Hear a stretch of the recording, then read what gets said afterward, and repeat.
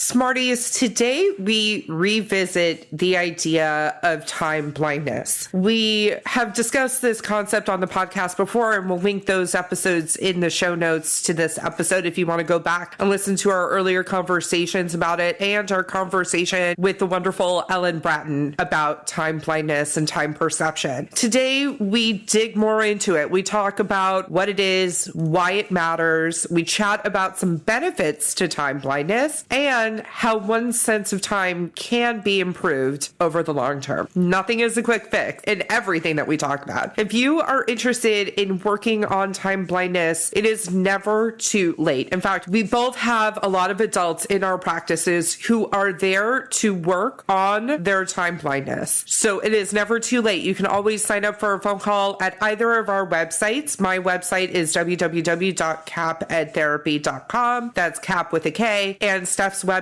is www.myedtherapist.com. Let's dig in.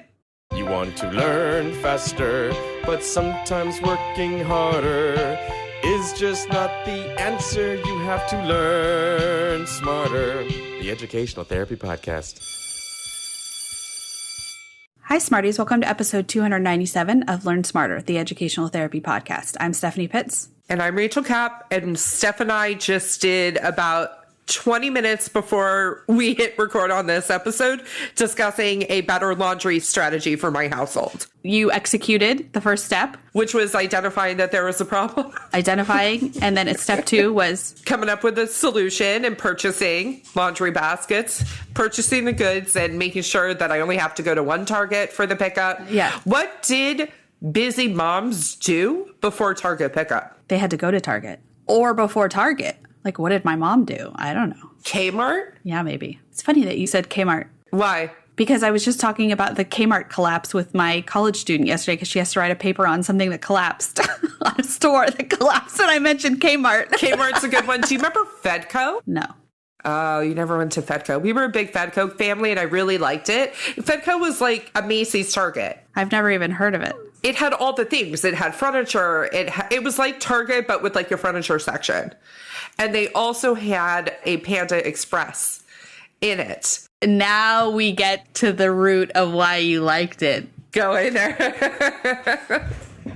Yeah, and my dad likes Panda Express. My grandmother also used to love Panda Express. So, like, he would always make sure that we got it. Hilarious. But that's another one that collapsed. I'm so grateful that with little babies, taking them in and out of the car to go buy diapers or something like that. Not that Elliot is needing diapers anymore. That's a big news. Woo-hoo. That's so much work. 100%. So I'm so grateful. That was something that really emerged during the pandemic, right? Yeah, because they had Target pickup before, but nobody really used it. Did they have it before? They did. How long has Target pickup been around? Do you like how she's Googling it right now? In 2017. See, I told you. By 2019, the service was available in all 50 states. See? In 2020, we added the ability to get fresh and frozen grocery items through Drive Up, and in 2021, adult beverages. Steph, have you done a return through Target pickup? No. That's leveling up your life. There's also like the option to get Starbucks, which is why Elliot likes to go because he sometimes gets a cake pop when we do a Target pickup. That's going to be his Vetco. That'll be his Vetco. He'll remember that I got him. Yeah. Yeah. Target had a Starbucks. Yeah. Okay, so now we really just got to dig into this episode. I'm excited about the solution that we came up with, which is everybody's going to get their own laundry basket. Yep. That is going to go to each room. Yep. Because if not, particularly me and Adam's stuff just piles up on the couch in my office, and I look at it all day, every day, and don't do anything about it. So I'm thinking if it's at least in the basket, which I know is something you use. 100%. That's my thing. But then you just look at the baskets. I do look at the basket, but it's in a tighter area and not all over the place. Right. Okay. There's probably a better solution, but this solution is okay for the moment for me. The better solution is hiring somebody to put laundry away for us. Yeah. Because it's our least favorite task. What % of the podcast do you think we spend talking about laundry? 5%. 5%. I would agree. Okay. Let's dig into time blindness and how we have time blindness and task avoidance about laundry, because we both think it's going to take longer than it actually does. But it doesn't matter, because no matter how many times we do it, we still don't want to do it. Nope. So what is time blindness, Steph? Okay, so I think that this is really important why we're titling this episode Time Blindness, because I think that this is also really important to label it in a way that makes sense. Right? And I don't mean like labeling a child or labeling you, but this is giving it a name, right? It's the inability to appropriately sense the passing of time. And what does that mean? Everybody experiences time differently. Some people can very accurately understand time. Some people overestimate, underestimate. Time goes by so quickly and they have no idea, or vice versa. It goes by so slowly. You know, today is the anniversary of the Northridge earthquake, the day that we are recording this. It was 30 seconds.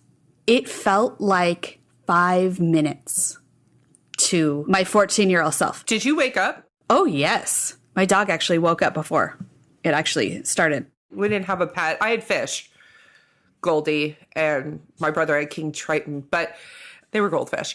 But I didn't wake up for it. Wow. Well, I woke up because my dad landed on top of me. Okay. Well, my dad woke up, shouted, "It's the big one."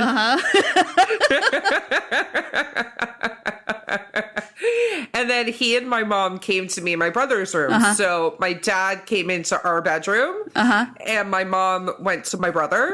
And like we both slept under windows like our whole lives.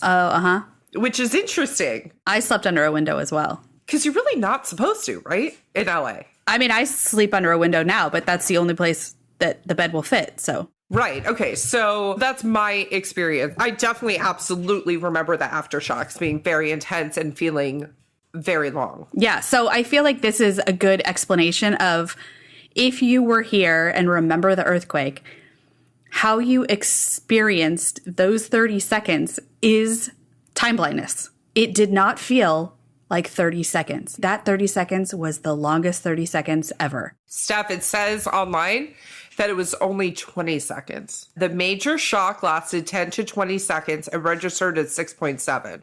Interesting. Okay, so regardless of how long it actually was, it felt like a lot longer. That's a good way. If you understand time completely, that is an experience that you can relate to, the passing of time that is not real. It's not real. Exactly. Yeah. Going back to the topic of the episode, some examples of time blindness include underestimating for the learners that we work with or the adults that we work with in our practices.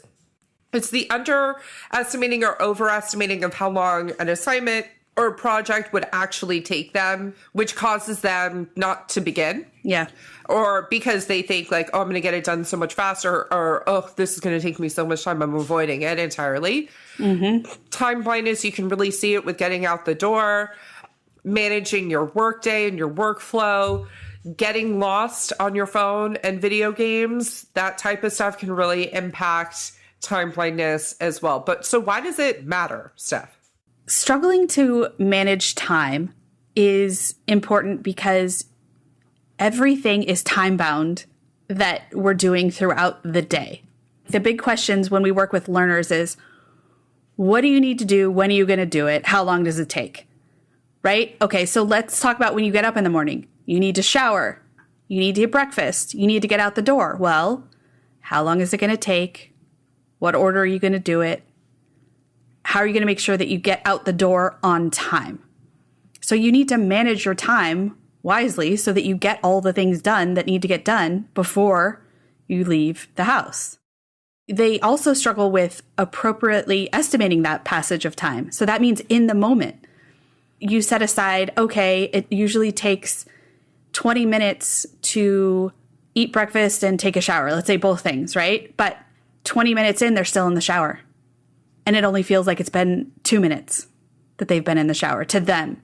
But you are counting for them and they're not judging time accurately. The other reasons that it matters is because they struggle to plan and organize tasks. As you were talking, Steph, my brain was thinking about really the framework of What do you need to do? How do you find it? And how long is it going to take? Learners who struggle with time blindness struggle with this ability to plan, organize, and execute. Mm-hmm. They also really struggle with adhering to a schedule. Mm-hmm. So we hear all the time, like, I try a visual schedule. I've tried a calendar. Calendar doesn't work. By the way, if you've ever listened to this podcast, you know a calendar works, but it takes repetition and all those sorts of things that we're going to talk about later on in this episode. So I'm just sharing what other people have shared with us. So struggling to adhere to a schedule obviously can have a tremendous impact on one's ability to be successful in an academic scenario or an employment scenario as well. Mm-hmm, mm-hmm. And this next idea that I want to transition the conversation into about the benefits of time blindness, I want to start, as we are talking about these things, to acknowledge that globally, we sort of think of these things as deficits. All these sorts of things, yes, there are challenges that emerge, but there are all these great benefits to a brain that struggles with executive functioning skills challenges because they're a brain that thrives in other creative environments. Mm-hmm. So the benefits to time blindness are the creativity that people who have time blindness have. I have no problem saying I'm not the most creative person. I'm not. I'm good at iterating and I'm good at sort of like creating stuff for our businesses or for the podcast, but I don't like playing. Does that make sense? Like when Elliot wants to play or Owen, I would much rather be facilitating so everybody else could be playing than being the one. And by the way, when I was in the classroom, I felt the same way. I didn't enjoy it then either. But I have very strong executive functioning skills. So that's my strength, and the creativity, the play is more of a weakness. What are some other benefits? The ability to live in the moment and pivot. Hold on. Now I have to ask you, do you feel like you're a creative person? No. Okay. Thank you. Okay, go on.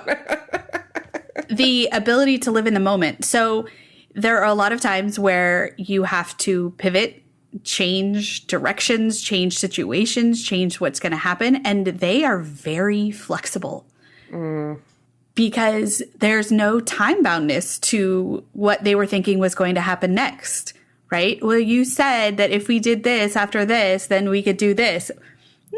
You know, if it all feels the same to you, it could happen tomorrow instead. Sure, why not?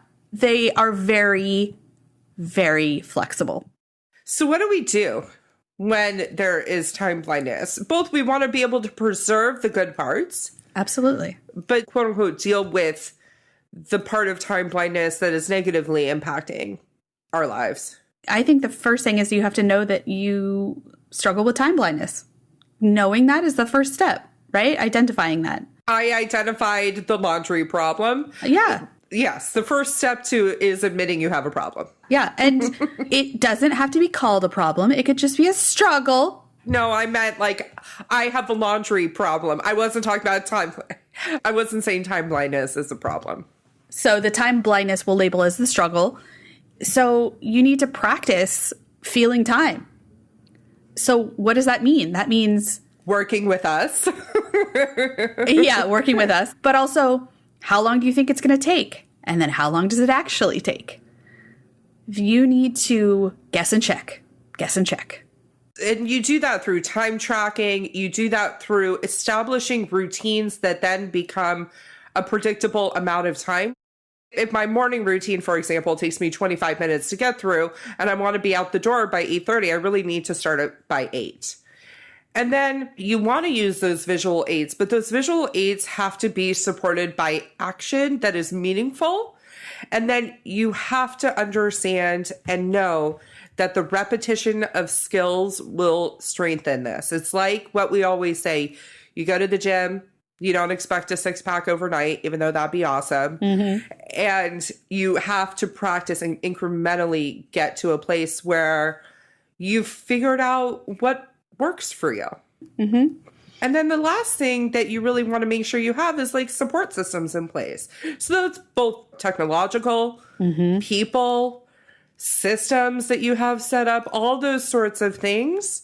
Like the laundry system that I'm setting up in my house, it's another system where everybody will know the rules here about it. And so I have to tell you a funny story about all this. I'll tell you the story in a second, Steph. Okay. But you need those layers of support put in. And oftentimes it can be really, really difficult to do that for yourself. And so doing these things in partnership, it's why you can't do like talk therapy on your own. You have to do it in partnership with somebody else. You have to have that ability to reflect back. Those are our ideas about time blindness. Steph, what do you want to add? I wanted to say, to go back for a second to the visual aids, things like I want to just give examples of like stand timers or clocks that have colors. Baking timers. Yeah. Things like that is what we're talking about that are really helpful. And some people use their phone as an aid, and that's great. So there's lots of ways to do it. And if you're an adult listening to this, no shame. That's the whole thing. Everybody struggles with something. And so if you're struggling with time blindness, reach out to us because we can absolutely help. We love getting to work on this stuff with our audience. So Smarties, have a great week. We'll talk to you next week. Have a great week. Have a great week, Smarties.